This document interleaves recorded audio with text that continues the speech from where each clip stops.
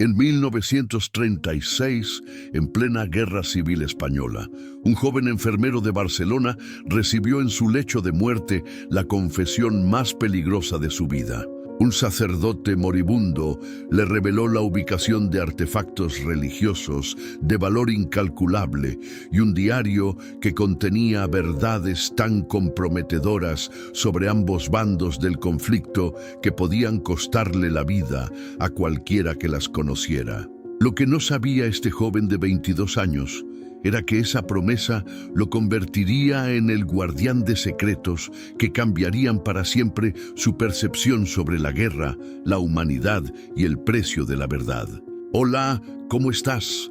Me da mucha alegría tenerte aquí conmigo otra vez. Hoy te voy a contar una historia que me tocó profundamente cuando la leí.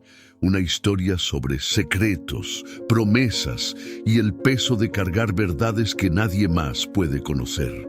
Es una de esas historias que te hacen reflexionar sobre lo que harías tú en una situación así, sobre hasta dónde estarías dispuesto a llegar para cumplir una promesa hecha a un moribundo. Si te gusta este tipo de contenido, deja tu like para que el canal siga creciendo y llegue a más personas que, como tú, disfrutan de buenas historias. Suscríbete para no perderte ningún video nuevo que subo cada semana y comenta de qué país me estás viendo. Así puedo conocer mejor a quienes me acompañan y crear contenido que realmente te conecte. Ahora ponte cómodo porque esta historia te va a mantener atento desde el primer minuto hasta el último. Sin más demora, que comience la historia. Mi nombre es Daniel y si estás leyendo esto, probablemente ya sabes que la guerra hace cosas extrañas con las personas. Pero lo que me pasó en aquel hospital de campaña en Barcelona cambió todo lo que pensaba sobre el mundo y sobre mí mismo. Era octubre de 1936 y tenía 22 años cuando conocí al padre Abelardo, un hombre que estaba muriendo y que me dejó un secreto que hasta hoy cargo como una piedra en el pecho. El hospital donde trabajaba no era realmente un hospital, era más bien un depósito de gente rota, montado en una escuela abandonada en el barrio de Gracia, con colchones viejos esparcidos por el suelo y sábanas que lavábamos cuando daba tiempo, que no era casi nunca. El olor era una mezcla de sangre, sudor, medicinas vencidas y miedo, un olor que se pegaba a la ropa y al alma de uno. Y por más que tratara de acostumbrarme, siempre que entraba en aquel lugar, mi estómago se revolvía un poco. Los heridos llegaban a toda hora, algunos gritando, otros ya medio muertos, y nosotros hacíamos lo que podíamos con lo poco que teníamos, porque material médico era lujo en aquellos tiempos, y lujo era cosa que ya no existía en Barcelona. Me había convertido en enfermero medio por casualidad, porque antes de la guerra estudiaba literatura en la universidad y soñaba con ser profesor, pero cuando todo comenzó a desmoronarse, cuando las bombas empezaron a caer y la gente comenzó a matarse en las calles, me di cuenta de que tenía que hacer algo útil y cuidar a los heridos parecía lo más útil que podía imaginar. No es que supiera mucho de medicina, pero la necesidad enseña rápido y en pocos meses ya sabía hacer curaciones, aplicar inyecciones y sostener la mano de quien estaba muriendo, que a veces era lo más importante de todo. Fue en una de esas noches de octubre, cuando la lluvia golpeaba fuerte en las ventanas rotas y el ruido de los cañones a lo lejos se mezclaba con los gemidos de los heridos que trajeron al padre Abelardo al hospital. Estaba en una camilla improvisada, cargado por 2 milicianos que ni siquiera nos miraron cuando lo dejaron allí. Y de inmediato vi que el hombre estaba mal, muy mal, con una palidez que no era solo del dolor, sino de quien sabía que estaba llegando la hora. Debía tener unos 60 años, cabello grisáceo todo revuelto, y usaba ropas civiles viejas que trataban de ocultar que era sacerdote, pero lo reconocí enseguida por la manera como sostenía un pequeño crucifijo de madera entre los dedos. Laura, que era una enfermera más experimentada que yo y que tenía una manera medio dura de lidiar con las cosas, Me dijo que lo cuidara porque los otros casos eran más urgentes, y me quedé allí al lado de su camilla, tratando de que estuviera cómodo mientras esperaba que el doctor Martínez, que era el único médico de verdad que teníamos, pudiera echarle un vistazo. El sacerdote estaba consciente, pero respiraba con dificultad y de vez en cuando abría los ojos y me miraba con una intensidad que me ponía un poco incómodo, como si estuviera tratando de leer mi alma o algo así. Durante la primera noche no habló casi nada, solo gemía bajito cuando el dolor apretaba, y me quedé allí a su lado, mojando sus labios con agua y tratando de mantenerlo abrigado con las pocas mantas que teníamos. Pero en la segunda noche, cuando el hospital estaba más silencioso y la mayoría de los heridos estaba durmiendo o inconsciente, me llamó con un gesto débil de la mano y comenzó a hablar. Primero cosas sueltas que pensé que era delirio de la fiebre, sobre tesoros escondidos y verdades peligrosas que no podían caer en manos equivocadas. Traté de calmarlo, le dije que era mejor descansar, pero él insistió. Agarró mi mano con una fuerza que no imaginaba que todavía tuviera y comenzó a contarme una historia que al principio pensé que era fantasía de un hombre que estaba muriendo. Me dijo que cuando la guerra comenzó y los revolucionarios empezaron a quemar iglesias y matar sacerdotes, él logró salvar algunos artefactos religiosos muy antiguos y valiosos de la iglesia donde trabajaba, un cáliz incrustado de piedras preciosas que tenía más de 300 años, un misal iluminado que era una obra de arte medieval, y un relicario pequeño pero muy importante que guardaba una reliquia de Santa Eulalia, la patrona de Barcelona. Pero no era solo eso. Me dijo que también tenía un diario donde anotaba todo lo que veía y oía sobre la guerra. No solo las atrocidades que los revolucionarios cometían contra los religiosos, sino también las cosas horribles que los nacionalistas hacían cuando lograban tomar alguna área de la ciudad, ejecuciones sumarias, torturas, cosas que mostraban que la barbarie no tenía lado en esta guerra, que todo el mundo estaba perdiendo la humanidad en medio de tanto odio. Hablaba despacio, parando para respirar, y yo veía que cada palabra le costaba un esfuerzo enorme, pero continuaba porque sabía que no tenía mucho tiempo. El sacerdote me explicó que había escondido todo en una capilla en ruinas cerca del antiguo monasterio de Sant Pau del Camp, en un lugar que solo él conocía, y me dio instrucciones detalladas de cómo llegar allí y cómo encontrar el escondite. Sacó de dentro de la camisa un pequeño medallón de plata y un pedazo de tela donde había garabateado un mapa medio confuso. Me entregó todo eso y me hizo prometer que iba a proteger los artefactos y el diario, que algún día, cuando la guerra terminara y la gente pudiera pensar con claridad otra vez, iba a encontrar una manera de hacer aparecer la verdad para que todo el mundo supiera que los dos bandos tenían sangre en las manos. Me quedé mirando aquellos objetos en mi mano, sintiendo el peso de la responsabilidad que estaba echando encima de mí. Y traté de argumentar que yo era solo un enfermero, que no tenía cómo proteger nada, que apenas podía protegerme a mí mismo. Pero él movió la cabeza y dijo que me había elegido exactamente por eso, porque no era importante para nadie, no tenía conexiones políticas, no iba a despertar sospechas, y porque veía en mis ojos que todavía creía que las personas podían ser buenas, incluso en medio de tanta maldad. A la mañana siguiente, el padre Abelardo murió, muy callado, mientras yo sostenía su mano y él susurraba una oración que no logré entender completamente.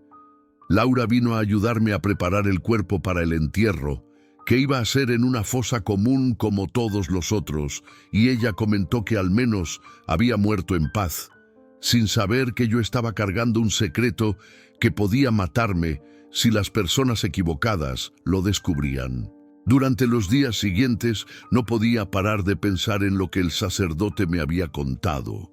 Miraba el medallón y el mapa que me había dado, y me preguntaba si todo aquello no había sido delirio de un hombre moribundo. Pero algo dentro de mí decía que era real, que la desesperación en sus ojos cuando me hizo la promesa era demasiado real para ser fantasía. Comencé a prestar más atención a las conversaciones de los milicianos que traían heridos, a las historias que contaban sobre las batallas y sobre las cosas que pasaban en la ciudad. Y me di cuenta de que muchas cosas coincidían con lo que el sacerdote me había hablado sobre atrocidades de los dos bandos. Laura notó que estaba diferente, más callado y pensativo, y una noche me preguntó si estaba bien, si la muerte del sacerdote me había afectado más de lo normal. Le dije que estaba todo bien, que era solo cansancio, pero ella me conocía lo suficiente para saber que estaba mintiendo. Entonces se sentó a mi lado y me dijo que la guerra hacía que todo el mundo cargara fardos pesados, que a veces uno veía y oía cosas que era mejor olvidar, y que si necesitaba conversar, ella estaba ahí. Casi le conté todo en aquel momento, pero algo me detuvo. Tal vez el miedo de ponerla en peligro también. O tal vez la sensación de que aquel secreto era mío para cargar solo. Fue en una noche de noviembre, cuando llovía tanto que ni los bombardeos se podían oír bien, que finalmente decidí ir tras lo que el sacerdote había escondido. Le dije a Laura que me sentía mal y que iba a descansar más temprano. Tomé un abrigo viejo y una linterna pequeña que funcionaba mal y salí del hospital tratando de parecer casual, como si fuera solo a dar una vuelta para tomar aire fresco. Las calles de Barcelona por la noche eran un lugar peligroso, llenas de patrullas de milicianos que paraban a cualquiera que encontraran caminando solo, barricadas improvisadas hechas con muebles y piedras, y edificios bombardeados que parecían dientes rotos contra el cielo oscuro. Caminé despacio, tratando de no llamar la atención, siguiendo el mapa confuso que el sacerdote había garabateado. Y varias veces tuve que esconderme en portones o callejones cuando oía pasos o voces acercándose.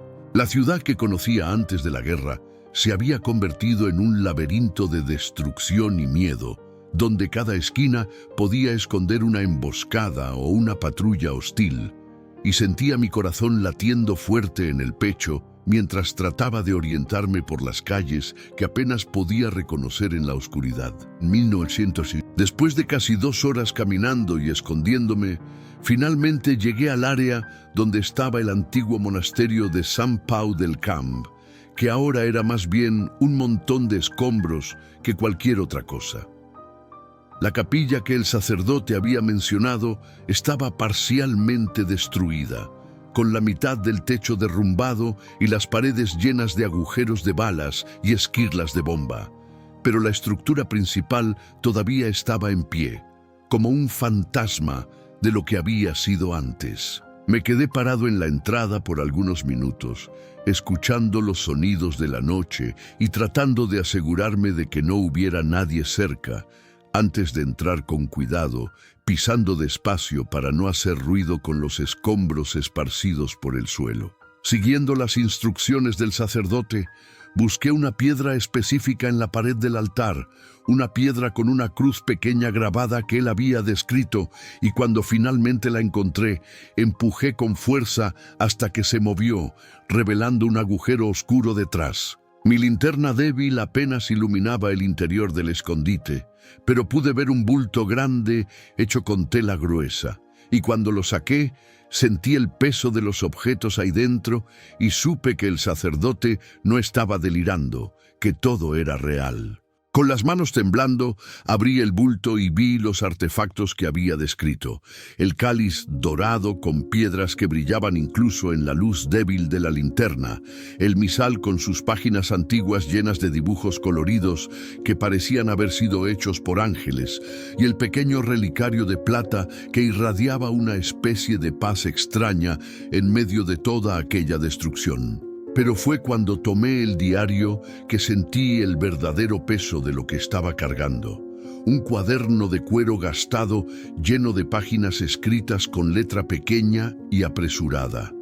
Páginas que contenían verdades que podían destruir la imagen que cualquiera de los bandos de la guerra quería mantener. Envolví todo otra vez, con cuidado, y comencé la caminata de vuelta al hospital, pero esta vez cargando un fardo que era mucho más pesado que solo el peso físico de los objetos. Durante el camino fui parado 2 veces por patrullas y las 2 veces logré convencer a los milicianos de que era solo un enfermero volviendo del trabajo, mostrando mis manos sucias de sangre seca y hablando sobre los heridos que había dejado en el hospital. Pero mi corazón casi se detuvo cuando uno de ellos quiso revisar mi abrigo y tuve que improvisar una historia sobre estar cargando medicinas para un paciente grave. Cuando finalmente llegué de vuelta al hospital, ya estaba casi amaneciendo y me encerré en el pequeño cuarto que compartía con otros 2 enfermeros, esperando que estuvieran durmiendo profundamente antes de esconder el bulto debajo de mi colchón. Pero sabía que aquel no era un lugar seguro para guardar algo tan importante y peligroso. Entonces, pasé los días siguientes buscando un escondite mejor, hasta que encontré un agujero en la pared del sótano del hospital, detrás de una pila de suministros médicos viejos que nadie tocaba hacía meses. Fue solo después de esconder los artefactos que finalmente tuve valor de leer el diario del padre Abelardo. Y lo que encontré ahí me dejó mareado y al mismo tiempo fascinado por la honestidad brutal de lo que había documentado. Página tras página describía ejecuciones sumarias de sacerdotes y monjas por los milicianos republicanos, pero también relataba torturas y asesinatos cometidos por los nacionalistas cuando lograban tomar alguna área de la ciudad, nombres, fechas, lugares, todo documentado con una precisión que mostraba que no estaba inventando nada, que estaba simplemente registrando la verdad desnuda y cruda de una guerra donde todo el mundo había perdido la humanidad. Leí sobre un grupo de anarquistas que había ejecutado a 15 sacerdotes en una sola noche, disparándoles contra la pared de un cementerio, pero también sobre soldados nacionalistas que habían torturado y matado a una familia entera solo porque el padre era sospechoso de simpatizar con los republicanos. El sacerdote escribía sobre niños muertos en bombardeos, sobre mujeres violadas por soldados de los 2 bandos, sobre el hambre que estaba matando más gente que las balas, y sobre cómo la guerra estaba transformando a personas normales en monstruos capaces de cualquier atrocidad.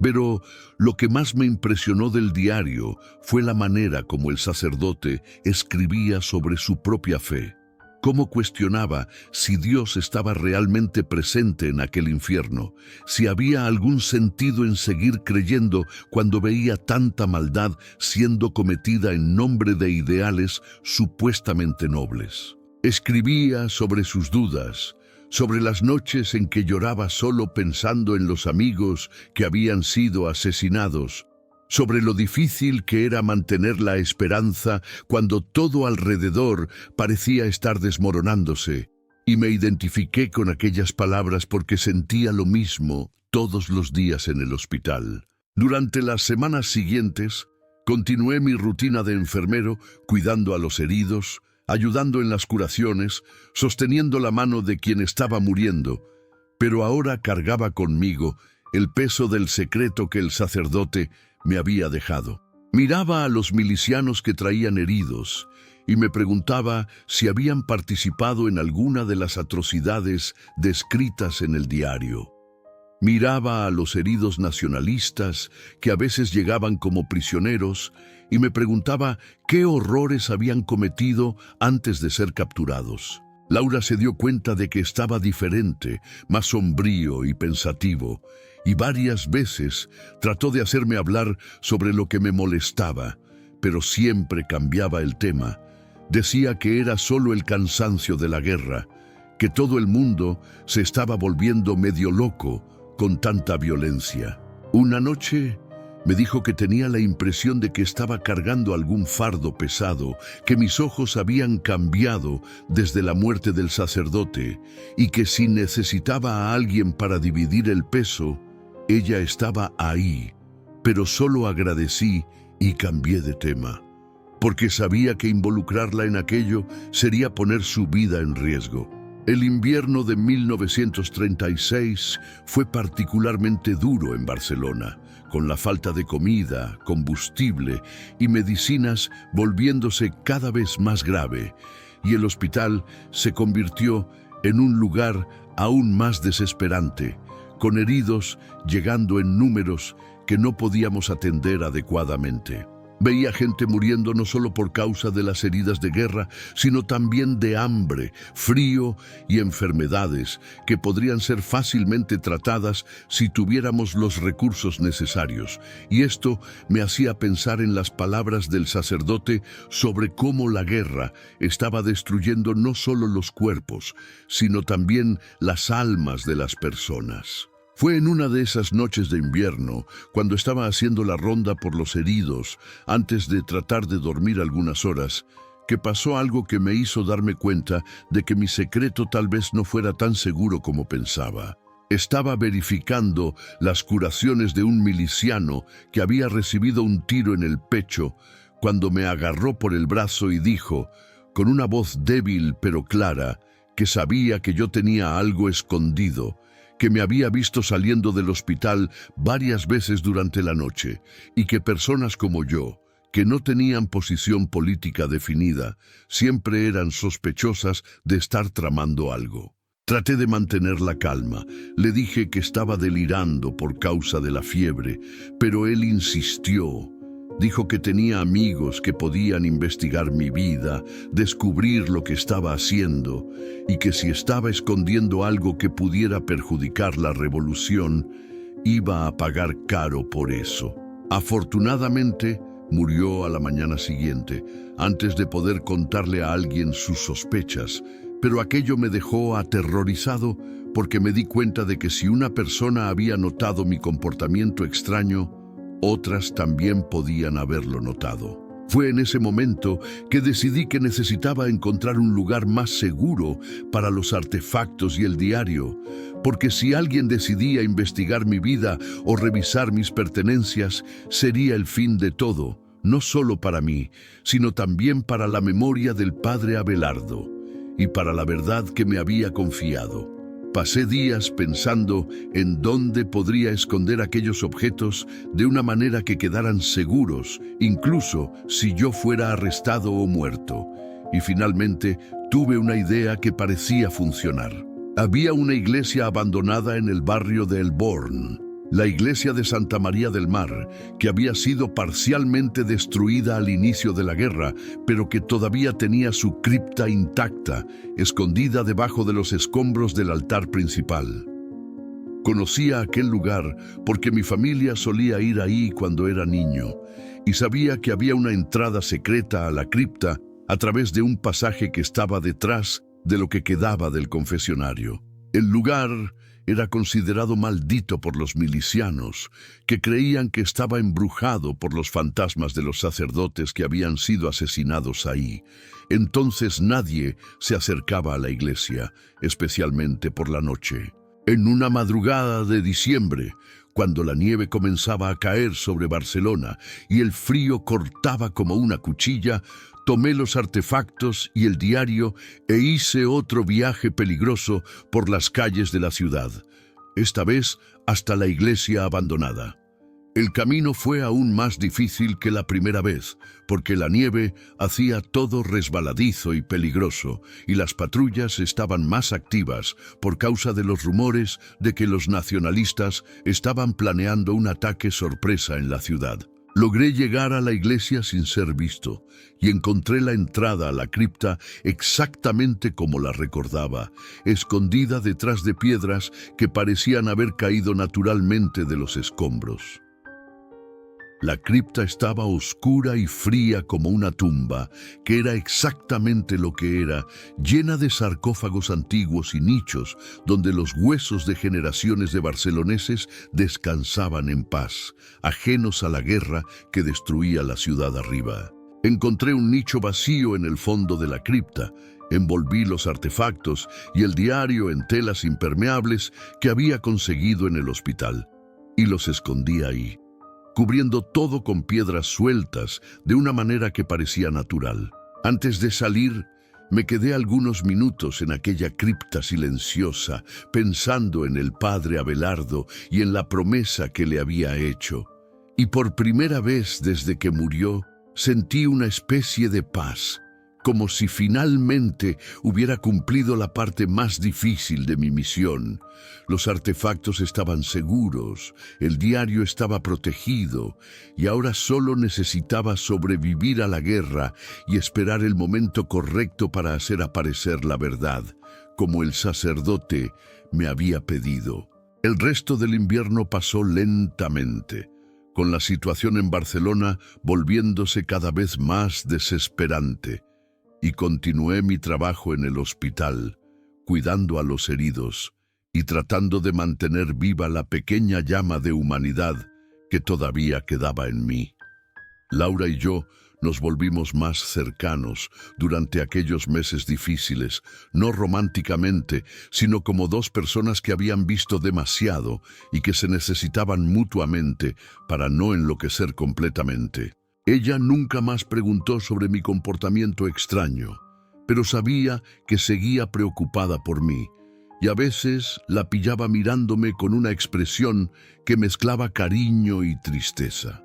Una noche de marzo, cuando la primavera comenzaba a dar señales de que iba a llegar y la guerra parecía estar entrando en una nueva fase más violenta, Laura me contó que había oído rumores de que el hospital iba a ser evacuado, que las fuerzas nacionalistas se estaban acercando a la ciudad y que todos los heridos y funcionarios iban a ser transferidos a un lugar más seguro en el interior de Cataluña. La noticia me dejó en pánico porque significaba que iba a tener que dejar Barcelona y los artefactos que había escondido, y no sabía cuándo o si iba a poder volver a buscarlos. Pasé toda la noche despierto pensando en qué hacer y finalmente decidí que tenía que contarle todo a Laura, porque era la única persona en quien confiaba completamente y porque necesitaba a alguien que supiera dónde estaban escondidos los artefactos en caso de que algo me pasara.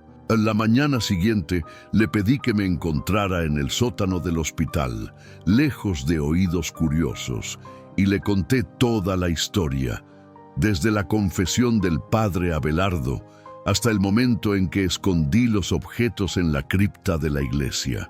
Laura me escuchó en silencio sin interrumpirme y cuando terminé de hablar se quedó callada por un largo tiempo, mirando sus propias manos como si estuviera procesando todo lo que había oído. Finalmente levantó los ojos y me dijo que siempre había sabido que estaba cargando algún secreto pesado, que había visto en mis ojos la marca de quien conocía verdades que no podía compartir y que entendía por qué no había contado antes. Me dijo que me iba a ayudar a proteger el legado del sacerdote, que iba a guardar el secreto como si fuera suyo, y que cuando la guerra terminara, íbamos a encontrar una manera de hacer aparecer la verdad. 2 días después, llegó la orden oficial de evacuación del hospital, y todos tuvimos que hacer las maletas rápidamente y prepararnos para dejar Barcelona en una caravana de camiones y ambulancias que nos iba a llevar a un hospital improvisado en una ciudad pequeña cerca de Girona. Miré por última vez la ciudad que se había convertido en mi hogar y mi infierno, las calles destruidas donde había caminado tantas veces cargando el peso del secreto del sacerdote, y me despedí silenciosamente de los artefactos que había dejado escondidos en la cripta, prometiendo que algún día iba a volver a buscarlos. El viaje al interior fue largo y peligroso, con la caravana teniendo que parar varias veces para esconderse de aviones nacionalistas que sobrevolaban la carretera, y cuando finalmente llegamos a nuestro destino, encontramos un hospital aún más precario que el que habíamos dejado en Barcelona, montado en una escuela rural con aún menos recursos y equipos. Pero al menos estábamos vivos, y al menos tenía a Laura a mi lado, alguien que ahora compartía el peso del secreto y que podía ayudarme a cargar el fardo que el padre Abelardo me había dejado.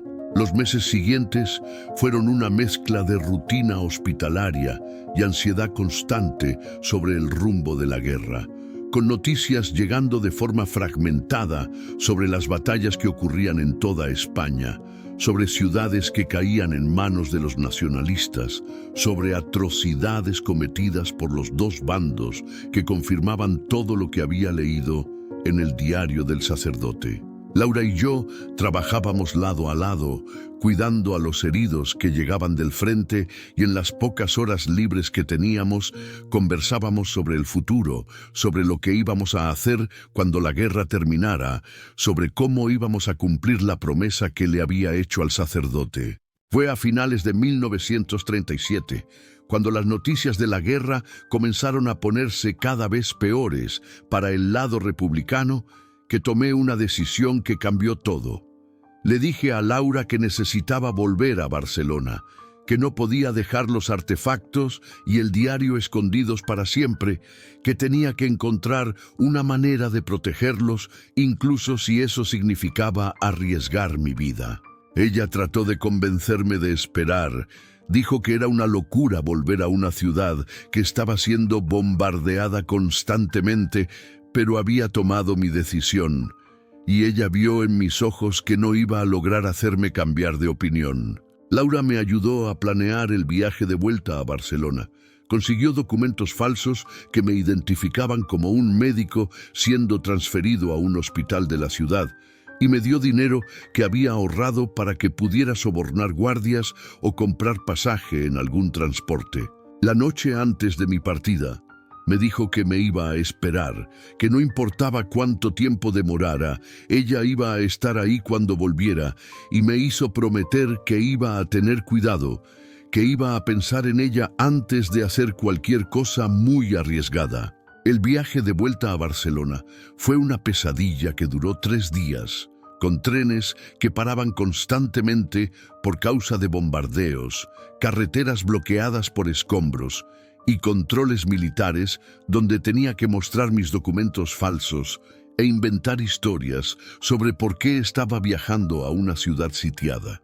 Pero finalmente, en una mañana fría de enero de 1938, vi nuevamente las torres de la Sagrada Familia en el horizonte y supe que había llegado a casa, incluso si esa casa ahora era un lugar muy diferente del que había dejado. Barcelona estaba irreconocible, con edificios enteros reducidos a escombros, calles llenas de cráteres de bombas y una población hambrienta y desesperada que luchaba para sobrevivir un día más.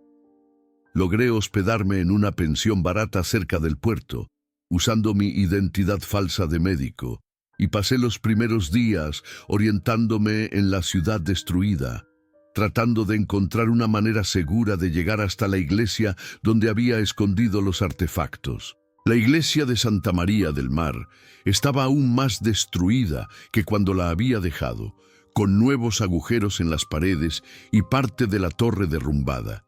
Pero la cripta continuaba intacta, escondida debajo de los escombros como una caja fuerte secreta guardando sus tesoros. Logré llegar ahí en una madrugada sin luna, cuando las patrullas estaban menos activas, y encontré los artefactos exactamente donde los había dejado, envueltos y protegidos, en el nicho, en el fondo de la cripta. Pero esta vez, en lugar de simplemente tomar los objetos y salir, tomé una decisión que el padre Abelardo probablemente no habría aprobado. Abrí el diario y, usando una pluma que había traído conmigo, escribí una carta en la última página, una carta dirigida a quien quiera que encontrara aquellos objetos en el futuro, explicando cómo habían llegado hasta ahí, contando la historia del sacerdote y de la promesa que me había hecho, y pidiendo que la verdad documentada en aquellas páginas fuera revelada cuando llegara el momento correcto. Escribí sobre la guerra que había destruido Barcelona y toda España, sobre las atrocidades cometidas por los dos bandos, sobre la necesidad de recordar que la violencia siempre produce más violencia y que la única manera de honrar a los muertos era garantizando que los vivos aprendieran de los errores del pasado. Escribí sobre el padre Abelardo, sobre su valor al documentar la verdad incluso sabiendo que eso podía costarle la vida, y sobre cómo había elegido confiar en mí, un joven enfermero sin importancia, para proteger su legado. Después de escribir la carta, envolví nuevamente los artefactos y el diario, pero esta vez los escondí en un lugar diferente, en un nicho más alto en la pared de la cripta, donde sería más difícil de encontrar por casualidad, pero donde alguien que supiera lo que estaba buscando podría llegar. Cubrí el escondite con piedras y polvo, de una manera que parecía natural, y antes de salir de la cripta, me quedé algunos minutos en silencio, pensando en el sacerdote y en el viaje que me había traído hasta ahí. Cuando salí de la iglesia, sabía que mi misión estaba cumplida, al menos la parte que dependía de mí. Los artefactos estaban seguros, el diario estaba protegido y había dejado instrucciones claras sobre qué hacer con ellos. Ahora solo quedaba sobrevivir al resto de la guerra y esperar que algún día, cuando la paz volviera a España, alguien encontrara aquellos objetos e hiciera aparecer la verdad, como el padre Abelardo había soñado. El viaje de vuelta al hospital en el interior fue aún más peligroso que la ida, porque la situación militar había empeorado y había controles más rigurosos en todas las carreteras. Pero logré llegar sano y salvo, y cuando Laura me vio entrando al hospital, corrió a abrazarme con una fuerza que casi me tiró al suelo. Le conté todo lo que había pasado, sobre la carta que había escrito y sobre el nuevo escondite, y me dijo que estaba orgullosa de mí, que había honrado la memoria del sacerdote de la mejor manera posible. Los últimos meses de la guerra pasaron como una mancha de trabajo constante, heridos llegando en números cada vez mayores, noticias de derrotas republicanas llegando todos los días y la certeza creciente de que todo por lo que habíamos luchado estaba llegando a su fin. En marzo de 1939, cuando Franco finalmente declaró la victoria y la guerra oficialmente terminó, Laura y yo estábamos exhaustos, traumatizados, pero vivos, y eso ya era más de lo que mucha gente podía decir. En los años que siguieron, durante la larga dictadura de Franco, nunca volví a Barcelona para verificar si los artefactos todavía estaban escondidos en la cripta de la iglesia. Era demasiado peligroso y sabía que cualquier intento de recuperar objetos religiosos o documentos sobre la guerra podía resultar en prisión o algo peor. Laura y yo nos casamos en 1941. Nos mudamos a una ciudad pequeña en el norte de España y me convertí en profesor de literatura en una escuela local, realizando finalmente el sueño que tenía antes de que comenzara la guerra. Durante todos esos años, cargué el secreto del padre Abelardo como una cicatriz invisible, algo que era parte de mí, pero que no podía compartir con nadie, además de Laura. A veces, en las noches de insomnio, pensaba en los artefactos escondidos en la cripta.